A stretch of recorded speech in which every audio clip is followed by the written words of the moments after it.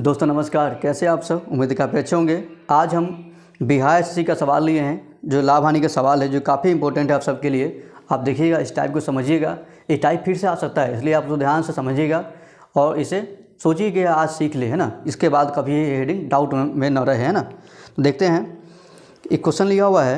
एक फल विक्रेता 12 रुपये में 16 की दर से आम खरीदता है। इन कॉस्ट में क्या लिखा गया है, 12 में 16 पीस खरीदा है। सेल में क्या लिखा हुआ है कि 16 रुपये प्रति दर्जन के भाव से बेचता है। लाभ निकालना है, लाभ परसेंटेज। देखिए कॉस्ट क्या हो रहा है, कॉस्ट हो रहा है 12 रुपया में 16 पीस, ध्यान रखिएगा, ठीक है ना। सेल क्या हो रहा है, सेल हो रहा है 16 रुपया में 12 पीस, ध्यान रखिए, है ना।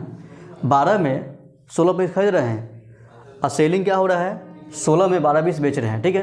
यानी कि पैसा ज़्यादा ले रहे हैं और सामान कम दे रहे हैं, फ़ायदा ही होगा, ठीक है। अगर मान लीजिए यहाँ लाभ या दिया हुआ तो ना आप समझ के लाभ हो रहा है, लेकिन नहीं होगा, कहीं दिया होता है और समझना पड़ेगा, है ना। तरीका ध्यान रखिएगा, ये 16 में 12 पीस ही बेच रहे हैं, फ़ायदा तो होना ही है।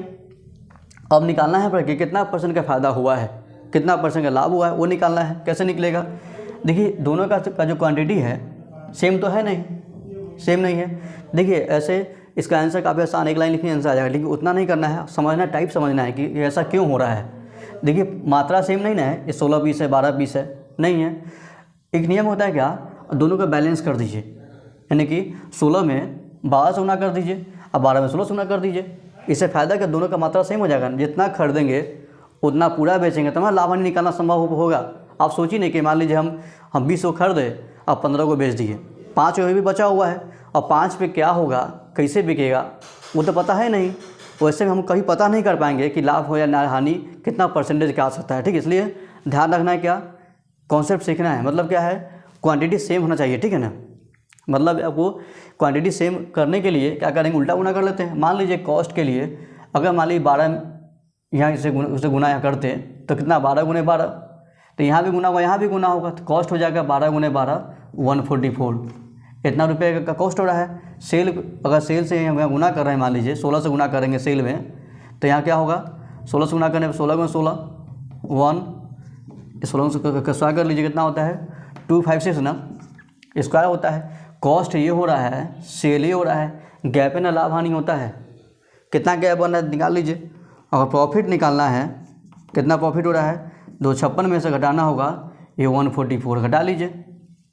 कितना घटाने पे आएगा, 6 में 4 का 2 बचेगा, 5 में 4 का 1 बचेगा और 2 का 1 बचेगा ना, इतना हुआ, इतना का फ़ायदा हो रहा है, ध्यान रखिएगा। उसके बाद परसेंटेज निकालना है, परसेंटेज लाभ क्या होगा ना, इसी के परसेंट कैसे निकालेंगे, तो प्रॉफिट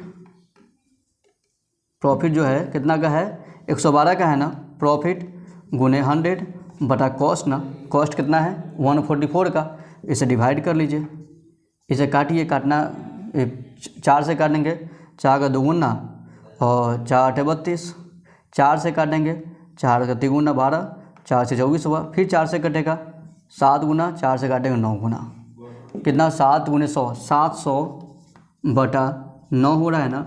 इसका आंसर जो हो जाएगा, भाग दे लीजिए, 9 का 70 के लिए 7 से लगेगा 7, फिर 7 होगा 0.77, इतना परसेंटेज का यहाँ पर लाभ होगा। ध्यान रखिएगा, लाभ होने वाला है, ठीक है ना।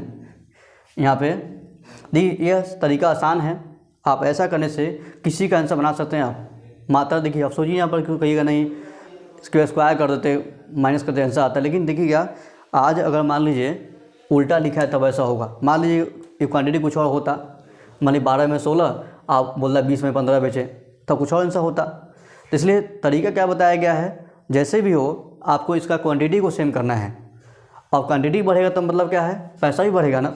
इसलिए हम लोग क्या किए हैं, इंटू किए हैं, और इंटू करने के बाद जो भी यहाँ पर गैप है लाभ हानि का, वो निकाल लिए हैं। और परसेंट लाभ का तरीका पता है, लाभ गुना 100 बटा क्रय मूल्य, तो ये तरीका होता है, आप इससे इसका आंसर निकाल सकते हैं, ठीक है ना। ये टाइप ध्यान रखिएगा, ये टाइप फिर से आ सकता है, बिहार एसएससी में पूछा गया सवाल है, मान लीजिए ये टाइप फिर से आ सकता है। आप इस ध्यान से देखिएगा, समझ लीजिएगा।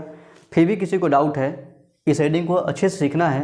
ये हेडिंग का एक सवाल, लास्ट सवाल ये नहीं होता है, ठीक है। इसमें और भी सवाल बन सकता है, आप इसे समझ लेंगे। फिलहाल और ही पूरा समझना है, आप क्या करिएगा, आप हमें अपना जो भी अच्छा लगे यहाँ पे कहीं डाउट हो तो हमें कमेंट करिए, बताइएगा।